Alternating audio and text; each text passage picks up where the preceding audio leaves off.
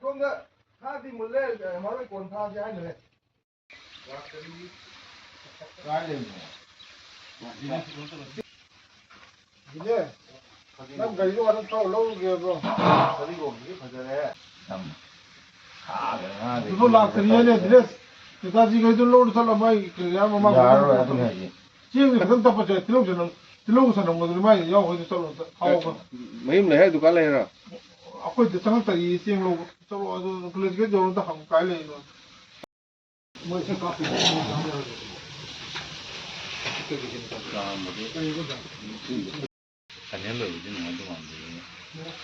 ꯑꯗꯨꯅꯦ ꯆꯝꯐꯨꯠꯁꯦ ꯊꯥꯡꯒꯠ ꯌꯥꯕꯅꯦꯕ ꯆꯝꯁꯤꯡꯒꯁꯤꯁꯦ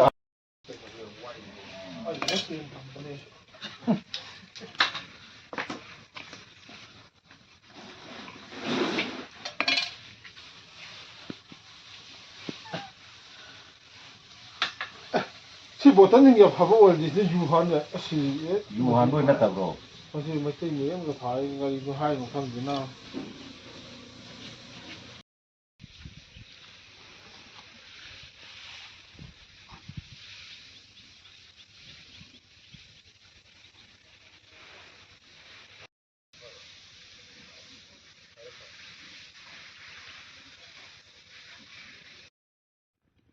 ꯌꯥꯒꯗ ꯊꯥ ꯂꯥꯎꯀꯥꯟꯗꯀꯣ ꯍꯧꯖꯤꯛꯀꯤ ꯃꯥꯒ ꯊꯦꯡꯅꯕ ꯃꯐꯝꯁꯤꯗꯤꯀꯣ ꯊꯥꯒꯠꯂꯦꯕ ꯑꯗꯨ ꯌꯦꯡꯍꯟ ꯈꯛꯇꯪ ꯆꯥꯔꯗꯤ ꯌꯥꯗ꯭ꯔꯦ ꯌꯦꯡꯍꯟ ꯈꯛꯇꯪ ꯆꯥꯔꯗꯤ ꯃꯥꯏ ꯁꯥꯏꯒꯠꯄ ꯌꯥꯎꯕꯅꯦ ꯍꯣꯏ ꯌꯥꯏ ꯐꯣꯟ ꯇꯧꯔꯛꯑꯦ ꯑꯗꯨ ꯂꯩꯇ꯭ꯔꯁꯨ ꯃꯥꯏ ꯈꯤꯇꯪ ꯂꯥꯛꯑꯣ ꯀꯣꯜꯁꯤ ꯂꯩꯕ ꯑꯃ ꯃꯥꯄꯟ ꯄꯤꯕ ꯇꯔꯥ ꯀꯣꯂꯦꯖꯗꯨ ꯍꯥꯏꯌꯣ ꯂꯥꯛꯑꯒ ꯍꯣꯁꯄꯤꯇꯥꯜ ꯅꯥꯀꯟꯗ ꯂꯝꯕꯤ ꯑꯃ ꯑꯗꯨꯝ ꯆꯪꯉꯤꯗꯣ ꯁꯣꯝꯗ ꯑꯗꯨꯝ ꯂꯥꯛꯑꯣ ꯆꯥꯍꯧꯔꯣ ꯅꯪꯁꯨ ꯆꯥꯔꯣꯏꯗꯔꯣ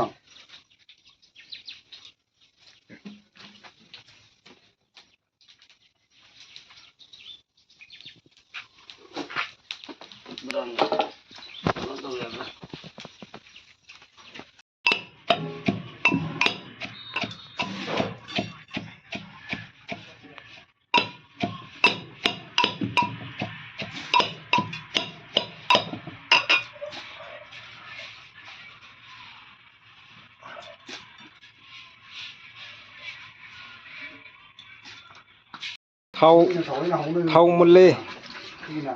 ꯍꯧꯖꯤꯛ ꯃꯔꯣꯏ ꯂꯥꯛꯆꯔꯒꯦ ꯇꯤꯜꯍꯧ ꯂꯥꯛꯆꯔꯦ ꯇꯤꯜꯍꯧ ꯍꯥꯞꯆꯤꯟꯕ ꯍꯧꯖꯤꯛ ꯇꯤꯜꯍꯧ ꯂꯥꯛꯆꯔꯦ ꯐꯖꯔꯦ ꯁꯤꯗꯤ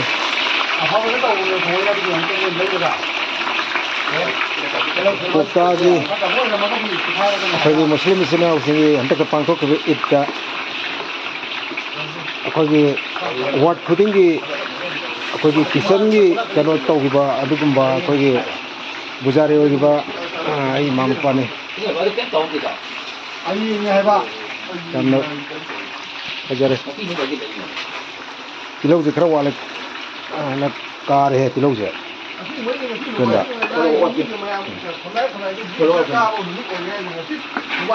ꯇꯤꯜꯍꯧ ꯀꯥꯔꯦ ꯅꯥꯕ ꯌꯥꯅꯤ ꯑꯇꯩ ꯍꯥꯞꯄ ꯌꯥꯔꯦ ꯁꯤꯡ ꯍꯥꯞꯄꯨ ꯁꯤꯡꯗꯣ ꯍꯥꯟꯅ ꯁꯤꯡ ꯆꯅꯝ ꯂꯥꯛꯆꯔꯦ ꯍꯧꯖꯤꯛ ꯁꯤꯡ ꯆꯅꯝ ꯊꯥꯗꯕ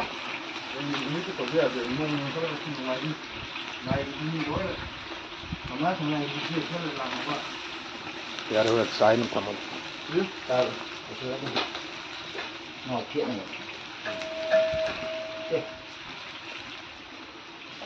इनको असोम में खान मसा का लेगा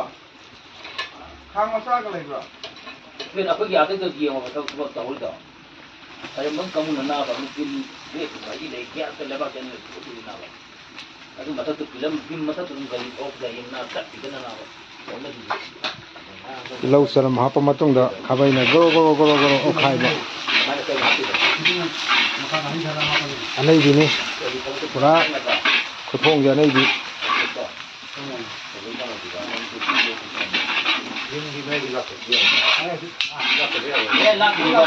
kita one of I kita thong giba jari do nang khong bi besi je ya apne do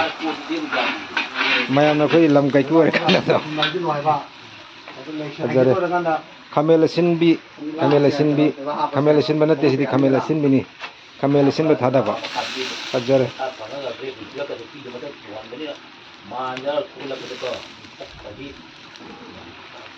samaroi koi semoro gainab do thada ba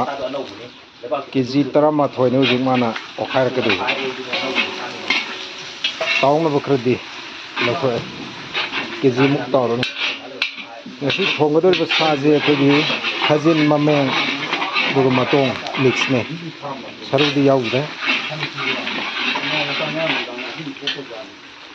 mayam jong tang round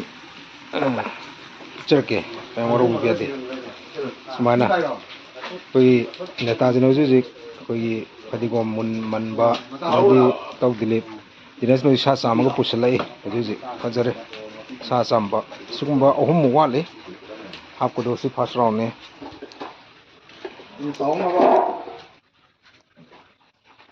योंचाक से चामन याद्रे न पान होइना आव पान अखोई नलोन दगी पोरपने सि पानजे खोय पेना दो पान होइना तौतारे ngasiदी ताव दिलिप ना इसिंग किलो तोरिन पान रोमबदा याम चाना बने सि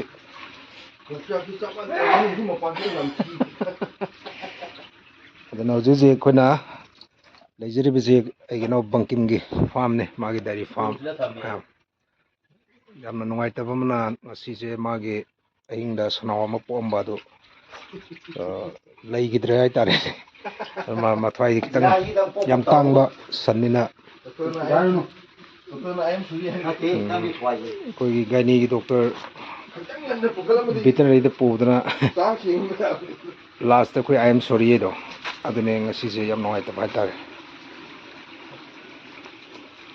अंत इतकी कोकता वन नंबर 8 थोंगे बा इतकी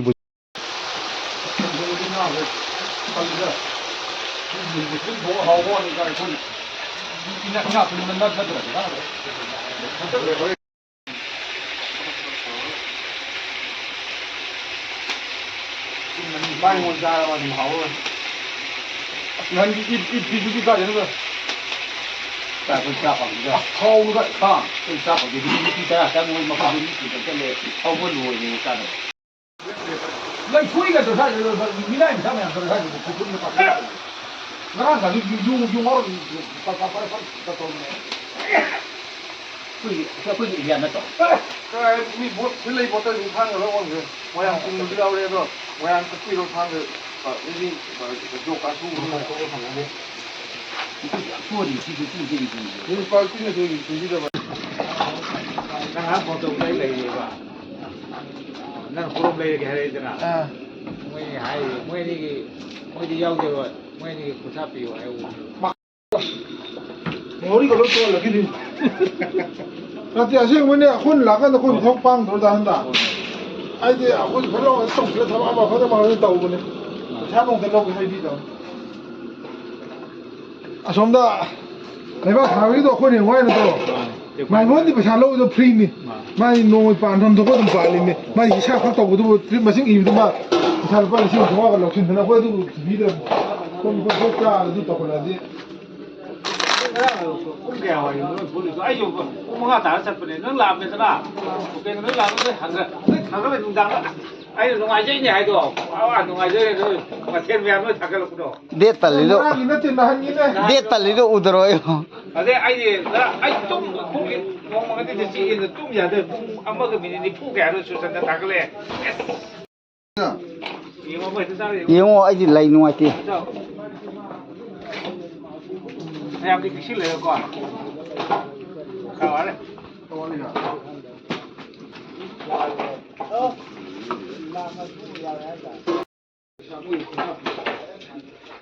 nan gama tendri do mo hondi mo kitni bai do no matang silo bo no ko chalo halo ko holu ro wa wa sa ako si kim lo mo chi mo chi so wa lo bà dẫn đi đâu cũng đi mà bà đi cái với đi lão mà bà đi sao mà đâu biết rồi mamma ai pasan kan sila ne du to ka ka mo ri ka to har do no mo tarang tong no jna no tu yum su mo mi ne na tani ga sila tre ni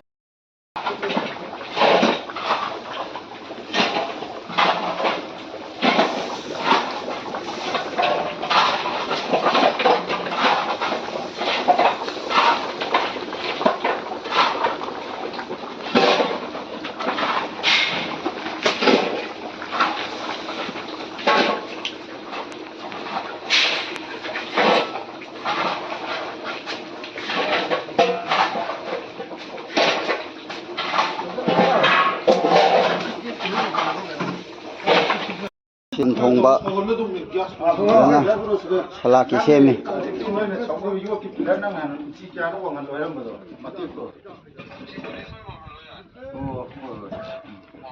아도 이거 맞지 진달람 내가 너 플레이트 파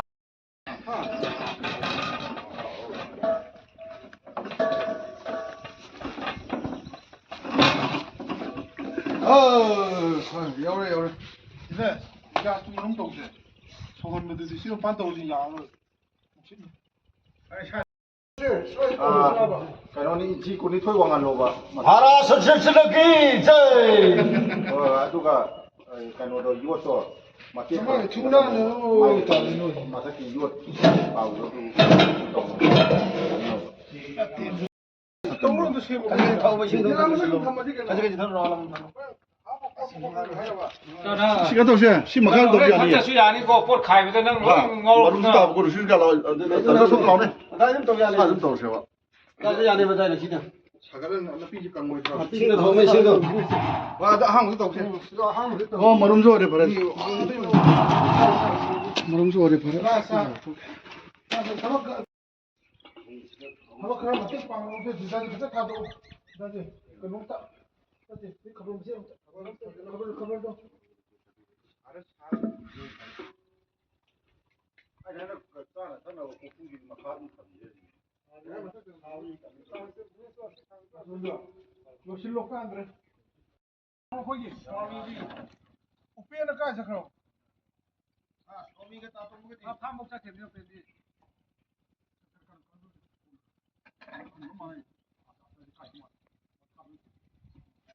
야니 까요다 쌀까이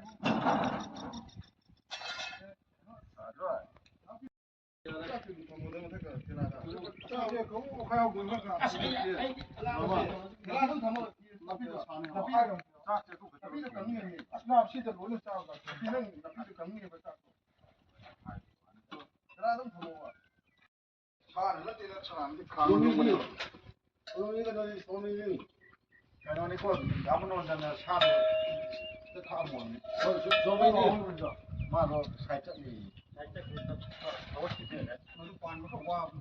아래가도 프리 차고 시간 하나 차고 돼야 돼. 게임은 하고 빨리 와 게임은 하고.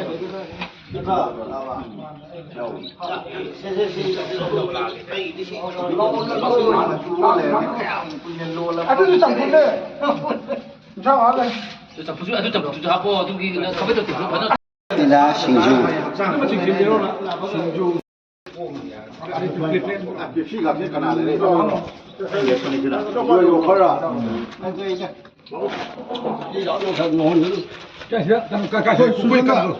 이제 신주도 괜찮으시 아봐 자, 잘 타는 거지.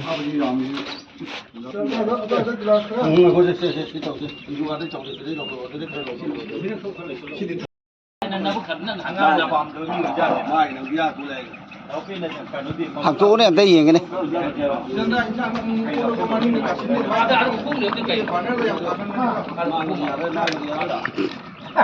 아두나 나기 이상 동안 보감은 신다래 다. 그노 잡아. 안에도 나고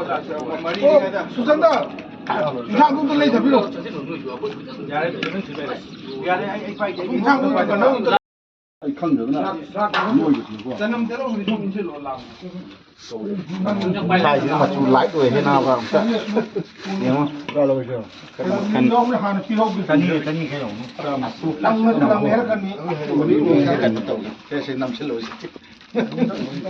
lúa lô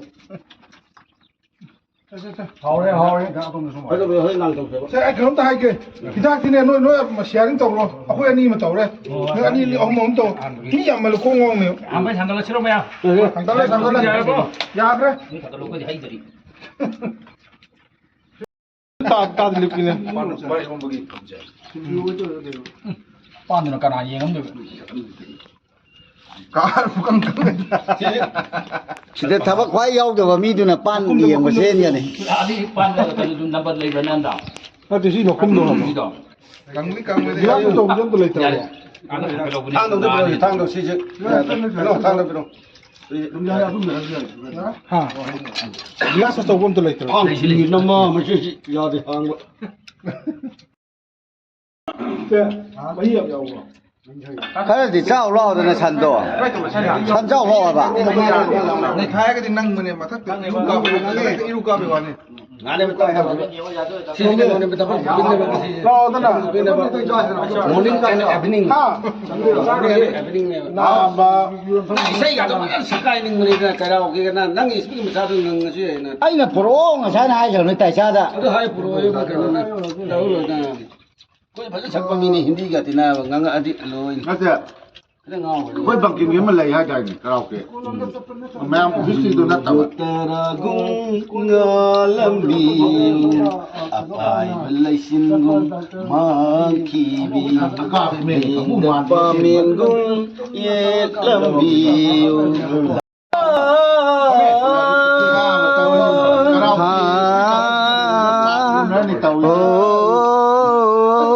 la la la la la la la la la la la la la la la la la ခံတယ်အခုရင်တော့မတော်ရမလဲ la unit azta la kene ko tam se ke du ga sit to ko fi ya mazaro ana ya ma sikum de to လိုက်တော့နာငယ် Bakamoy sekay re Come on 1 2 3 4 Sunay wa ubiyo Tabara simbagi minota Amo sipu bangam re Bakam Salte salte Krasya mi fan sabi ha Regi yaad rakhna Kabhi alvida na kehna Kabhi alvida na kehna Tadi, चलते हंसी यूं तुम गुनगुनाते रहना कभी अलविदा ना कहना कभी अलविदा ना कहना चलते चलते मेरे ये गीत याद रखना कभी अलविदा ना कहना कभी अलविदा ना कहना ဒ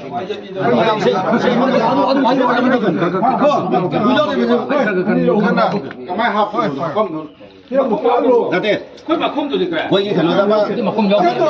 မလေးတော့ကဲမနေငါမဒီလိုဒီနေ့အမကြမနေမကနုကြီးချက်ကွန်ကြီးပဲကနုကြီးချက်တော့ကနုကြီးအခွေကြီးဂမ်းပြီးထောင်းလာကြီး तुम याद रबा တော့ဖက်ငန်းမနေမတော့နနေမရပါစေမရပါချင်း Cosa la mujer tal pa. Me voy cosa de la mujer. Ahora que me palo mal, gente, la me na cha tu en tao ni bagi mana wala. แล้วตัวมีสิทธิ์นะอันนี้ภาษาภาษาอีตัวไม่เลยตัวจะโอ้ยนะอีกูมันเอาเดี๋ยวชม 我找红松等他毛个 อันนี้มึงแย่ คุณน้องผมจะได้ตาแล้วนี่ ทำไมล่ะ ไม่เอาหมดตัวนั้นตายให้พี่แล้วนี่คุณด้วยน้องเรา อันนี้จะมาตัดเป็น ตัวนั้นตายเลยไม่ต้องมอง Ya me sabe le que ni que ko ni que ไลฟ์แล้วไทยต่อ akwai kanu da kacin kono da ko kacin abin maro ko jina ifan ni se ay mana ifan ji mi helo kan mo dang de kacin da ala tro tau de la tro phoi ma tau da hai da tham ne ba tham se da mo ji kacin kono da ma se mi ta bai mi baram da lai ba ada ma lai din na kan da yum na kan da amma su tham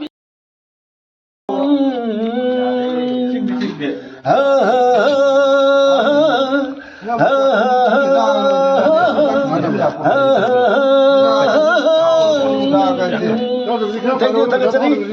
Thank you, next season. 那主要是这是他的高一高一高的，那个木头呀，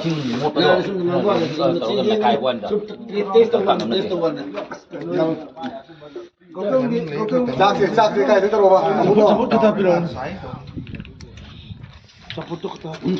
Tapi itu kan itu kan karo. Asana.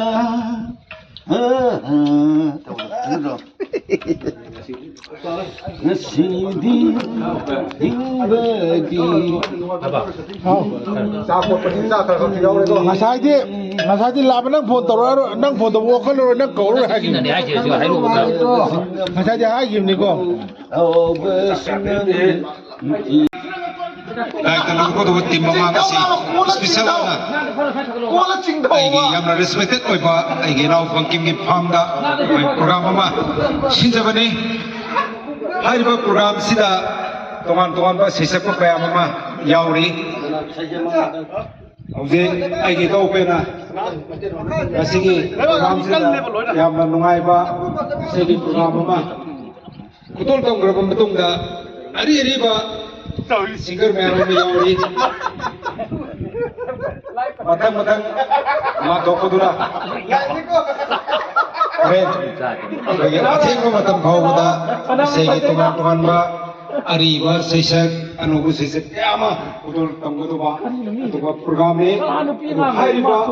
ngasi kole ba tim se akoi opponent tim da ai se batai jadi akoi su ready to go कोई बयान सफलन बा कोई बयान ऐसी सफलन बा कोई कुछ ना सब रोल रोमी न से है में कोई थंबेल में से अदु रोना ना हमन लागो की बा अदु को सिंगर की अनि सब इसे मा मियाम द कुबल कम जगे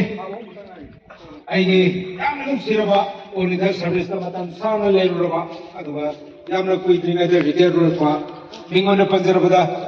आइगे तो open sing.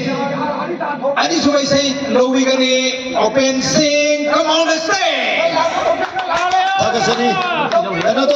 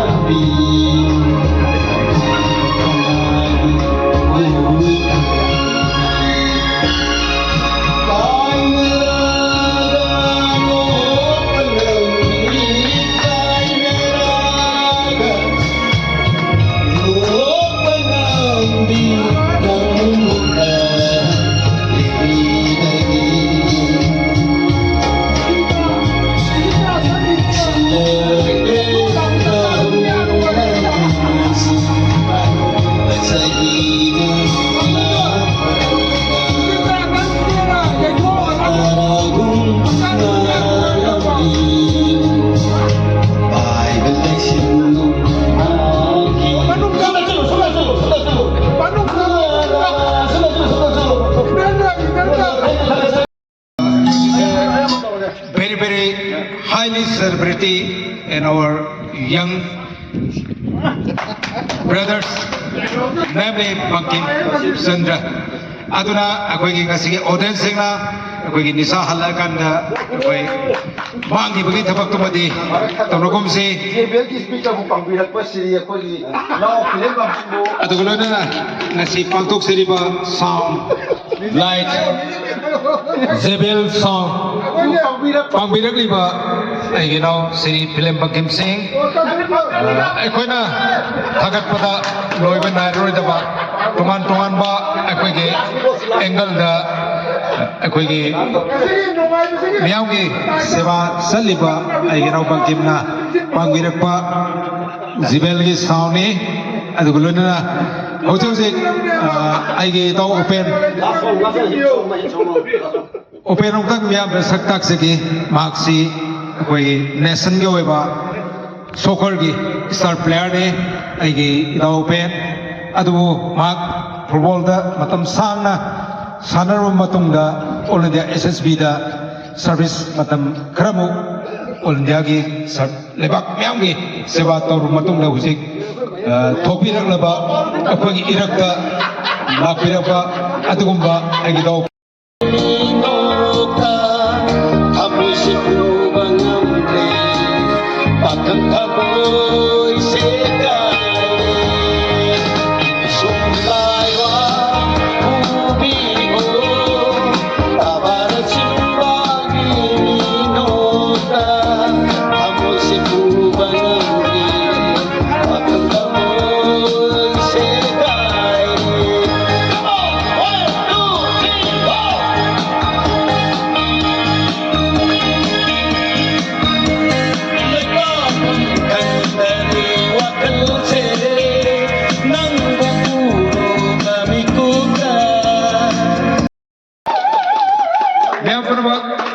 stage da kuba kalona taram ope gane ai microphone ji ai gi amada sinajagi kam sai no sakti to ai sinai to bole sinai to sinai bluetooth le ekoi gi manglambano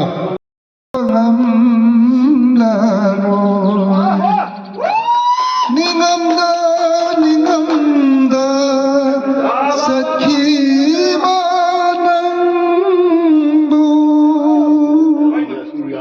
Nangilambita yengli nang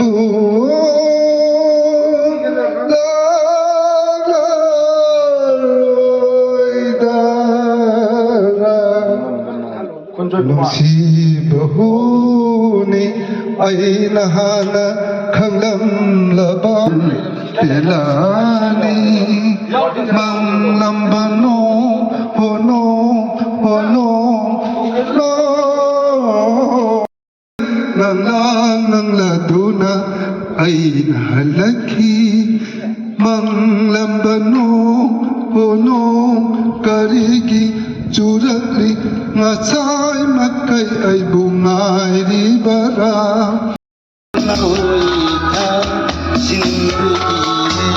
तुम्हारे सिवा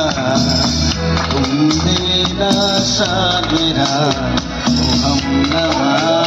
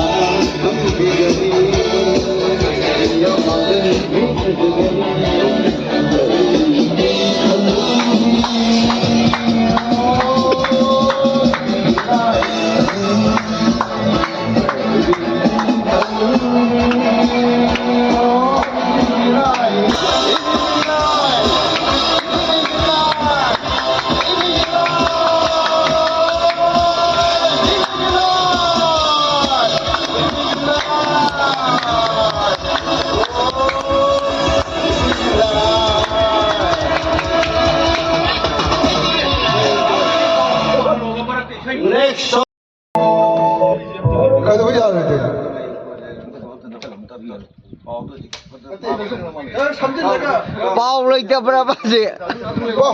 bao sinh hoạt đang tập cái gì bà ấy ta cũng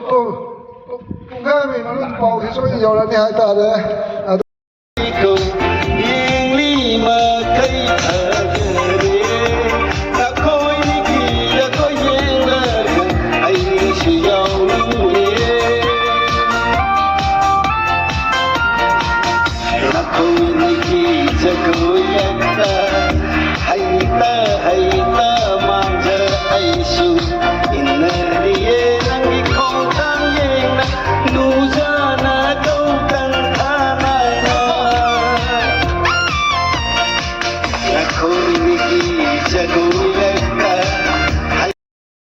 Wani si hamsin kimi. Ado nga mo di mang mo soya. 당신이 미나가 나가 거다가 덮고 미야 들어가서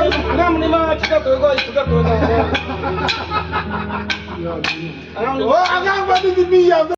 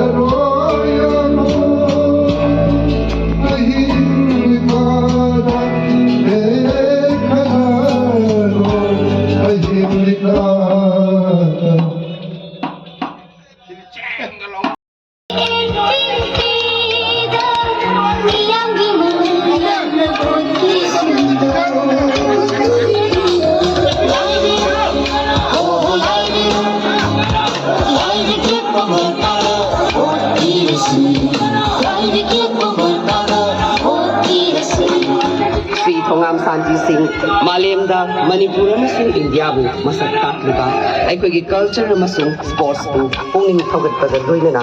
aikoi gi nat amasung sanskriti bu ngak senduna thamnaba honajaki kudam oina oirang kamero da yumpham oiraga khongul mutpagum ningsingbada mami samhoraga daba ngasigi tungi mirolda khubala lamdamda kunjamala gi ningsing khubam amasung khubala tourist home oirang kamero da yumpham oiba mangkhe kaiduna ninguraba ningthau palngai hataki kaithel taretu na hongnana mafam singa sibu saktakpa sakhangba oina saktakbu Sri Santina hakcheng na chatuna yungkhiba umang laikol nungda solar lamp kaya thankiba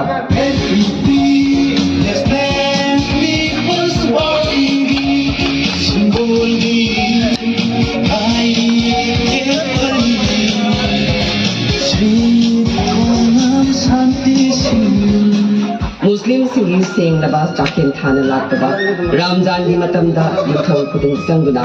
masjid kuding sangduna athum haw jeng sa ngamjaba polong kaya dol tanaki kawiradu Sri Thongam Santi singi lairi get pamarkada Prazamiyam gi mamal yam laba bot binabiduna awon bumoirang kendra ama oinaba hotnaminarasi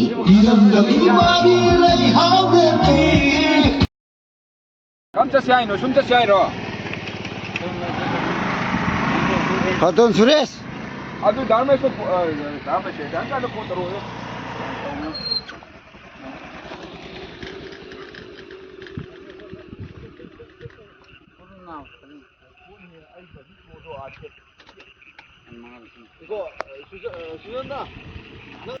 akhoi na roi ba ina pulur kan da Kumachi aina ko Thamamam ke yam pam jamne ba ai te ba lubi ngasi program se nuai ta bro ngai tau bi Dinesh ngasi program se nuai ta bro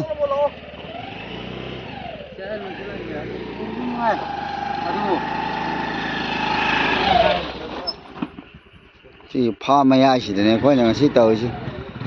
de ending ngoi de ngasi goi ne samap tang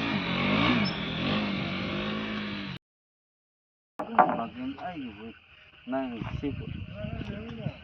ha na ga Raja thaman roga thaman son makom thang machine nam sing je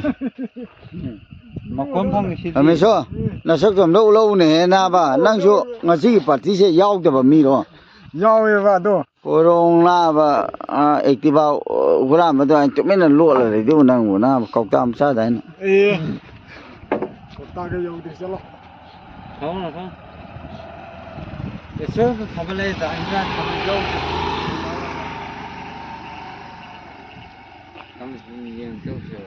chalo ơi ta sha khini ta sha jami bom sa Akui mà không được xuống lên cái à mấy cái lối mua tham thì cũng ngon chau bi ro thoi sa chau bi this is so to me jot à mấy mua tham được không ha à gì mai ro mai mo thalo no ka lo cái nó akui mua hay mua ngon mà nó vậy chau bi je ma se di phajai nung gang no boy phajai da ye he bi de khana unu ko ngasi de nang sai cái này đi tiếp chưa đó lâu rồi lớn nục sai vậy rabi da bne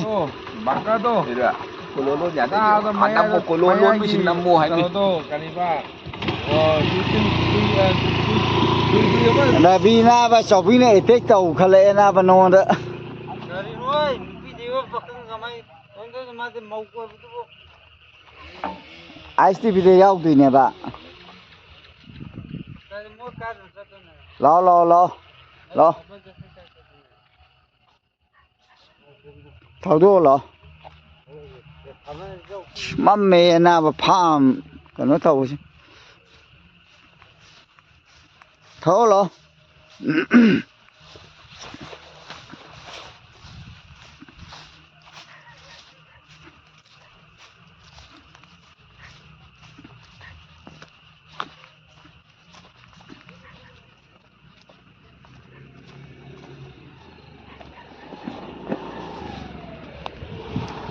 ai tong khala ke Wani hu ka khabra. o mai ani ni chakram hau gelo